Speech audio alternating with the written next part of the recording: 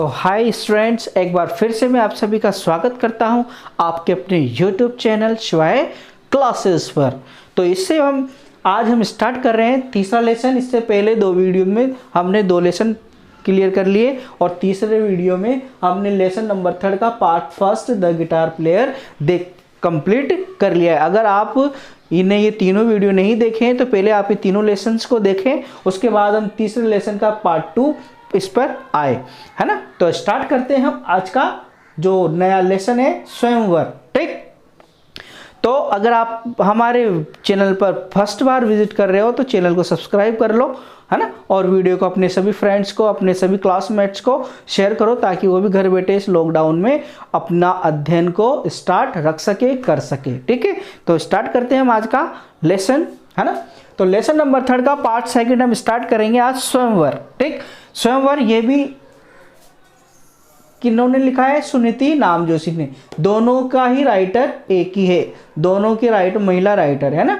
अब देखो, इस महिला जो है ये सुनीति नामजोशी, इन्होंने ये दोनों कहानियाँ एक मोस्ट इम्पोर्टेंट पर्पज की वजह से लिखी है। ये चाहती थी कि समाज में महिलाओं को भी पुरुष के बराबर दर्जा मिले, उसको भी महत्व मिलना चाहिए। समाज में महत्व और सम्मान दोनों ही मिलना चाहिए समाज में महिलाओं को। इसी पर्पज को लेकर इन्होंने लिखा है ये दोनों लेसन।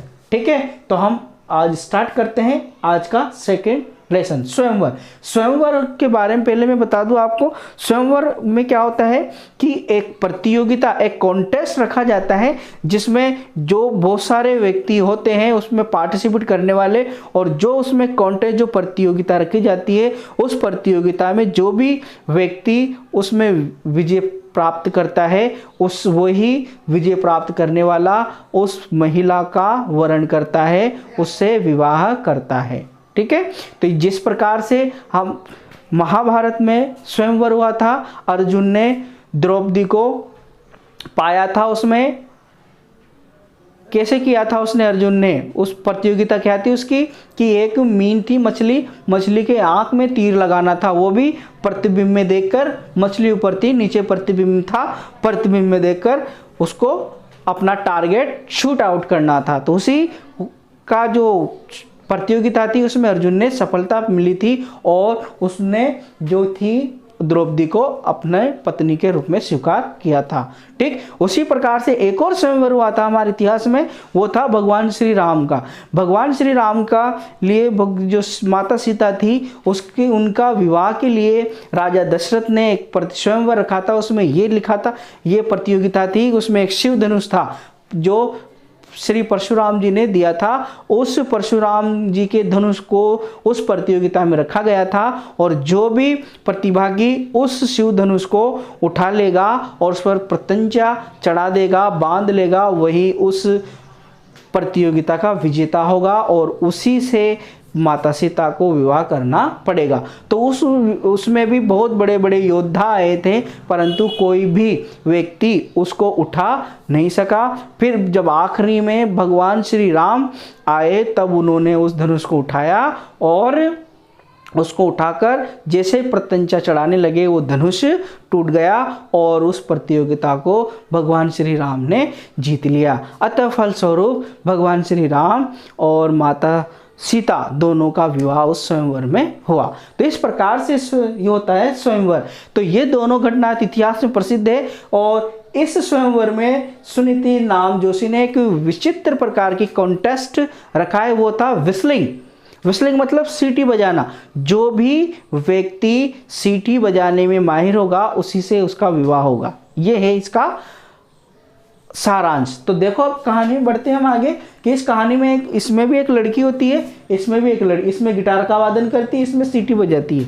तो एक जो लड़की थी बचपन से सीटी बजाती थी, तो उसकी सीटी बजाने की वजह से उसके माता पिता है दोनों ही परेशान थे ये देखकर कि ये सीटी बजाना कब बंद करेगी। मना करते हैं, नहीं मानती, वो बजाती रहती है, और सोचते हैं फिर दोनों माता पिता कि ये सीटी बजाने वाली लड़की से कौन विवाह करेगा। इस वजह से वो टेंशन में आ जाते हैं और उसका सीटी बजाने का तरीका है छुड़ाने का प्रयास करते हैं, परंतु वो नहीं छोड़ती और धीरे धीरे समय व्यतीत होता जाता है। और जब वो यौवनावस्था को प्राप्त कर लेती है तब तक वो सीटी बजाती रहती है, और उस अवस्था में पहुंचने पर वो जो सीटी बजाती है बहुत निपुण हो जाती है, उसमें सीटी बजाने में बहुत शानदार तरीके से वो सीटी बजाने लग जाती है। अर्थात जो सीटी बजाने की आर्ट है वो उसमें बहुत उसमें माहिर हो जाती है ना।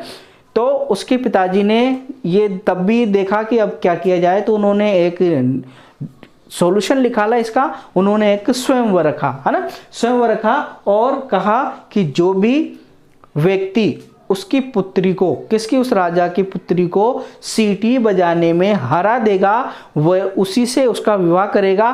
प्लस ध्यान रखना, ये क्वेश्चन आया है कि राजा ने क्या शर्त रखी थी स्वयंवर में, कि यही कि जो भी व्यक्ति उसकी पुत्री को हरा देगा सीटी बजाने में, उसको अपना राज्य का आधा राज्य तो अलग देगा और अपनी पुत्री को अलग देगा। मतलब दो चीजें देगा, एक तो अपनी पुत्री का विवाह उससे कर देगा और अपना जो राज्य था संपूर्ण, उस संपूर्ण राज्य का आधा राज्य उस व्यक्ति को प्रदान कर देगा। ठीक, तो ये थी स्वयंवर की कंडीशन। अब जब स्वयंवर रखा गया तो बहुत सारे विवाहार्थियों अर्थात उससे शादी करने वाले प्रतिभागी उस स्वयंवर में उपस्थित हुए और सभी ने उसमें भाग लिया। अब जब इसकी पुत्री ने विशल बजाई, सीटी बजा ली, अब उसके बाद सभी ने एक एक करके सीटी बजाए, लेकिन कोई भी व्यक्ति, इतने सारे जो व्यक्ति आए थे उन सभी व्यक्तियों में से एक भी व्यक्ति ऐसा नहीं था जिसने कि इससे बढ़िया सीटी बजाई। एक भी व्यक्ति ऐसा नहीं था जिसने उसकी सीटी बजाने में उसको मात दी हो या हरा दिया गया हो। तो कोई भी व्यक्ति ऐसा नहीं था जो उसको सीटी बजाने में हरा सके। यह देखकर उस लड़की के पिता बहुत दुखी होते हैं कि यार ये क्या परेशानी हो गई, क्या हो गया, इस संसार में क्या ऐसा एक भी व्यक्ति नहीं है जो उसकी पुत्री से बेहतर सीटी बजा सके और उसका विवाह कर सके। यह देख के दुखी हो जाते हैं। तो वह पुत्री अपने पिता को जब इस अवस्था में देखती है तो उनके पास आती है और बोलती है, डोंट वरी पिताजी, आप चिंता न करें, मेरे को एक अवसर दीजिए कि मैं इस समस्या का समाधान ढूंढ लूँ। तो वह आती है और सभी प्रतिभागियों से क्वेश्चन करती है कि देखो, आपने जो सीटी बजाई है उस सीटी बजाने में मैंने आपको निष्पक्ष रूप से हरा दिया है, क्या आप सभी इस बात को स्वीकार करते हैं क्या?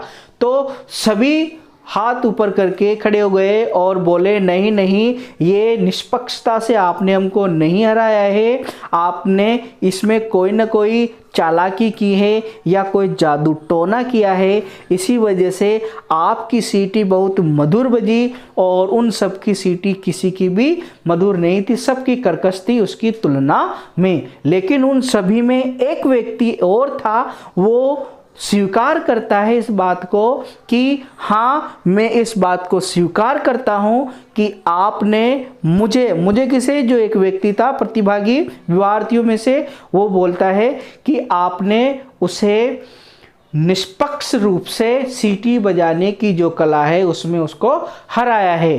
तो तभी वो लड़की अपने पिताजी की ओर घूमती है, देखती है और बोलती है, पिताजी, ये है व्यक्ति, अगर ये व्यक्ति मुझसे विवाह करने के लिए राजी है, सहमत है, तो मैं इससे विवाह कर सकती हूँ। तो इस प्रकार से उस लड़की ने, सीटी बजाने वाली ने, उस समस्या का समाधान किया और दोनों का विवाह कर दिया। इस प्रकार से ये दूसरी छोटी सी कहानी भी हमारी पूर्ण होती है। और मैं उम्मीद करता हूँ कि आपको ये कहानी अच्छी लगी होगी, पसंद आई होगी। पसंद आई है तो वीडियो को लाइक करें, शेयर करें और अपने इस YouTube चैनल शिवाय क्लासेस को सब्सक्राइब करें और अपने सभी जो फ्रेंड्स हैं, रिलेटिव्स हैं, क्लासमेट्स हैं, जो कक्षा 12th में अध्ययन कर रहे हैं, उन सभी को शेयर करें ताकि वो भी घर बैठे इस लॉकडाउन में अपनी जो पैनोरमा बुक है इसकी सभी कहानियों का अध्ययन कर सके, सुन सके और अपनी स्टडी को स्टार्ट कर सके और अपनी इंग्लिश में जो कैचिंग पावर है उसको स्ट्रॉन्ग कर सके, उसको बढ़ा सके। तो हम मिलते हैं इसके लेसन नंबर 4 में नेक्स्ट वीडियो में। तब तक जय हिंद जय भारत।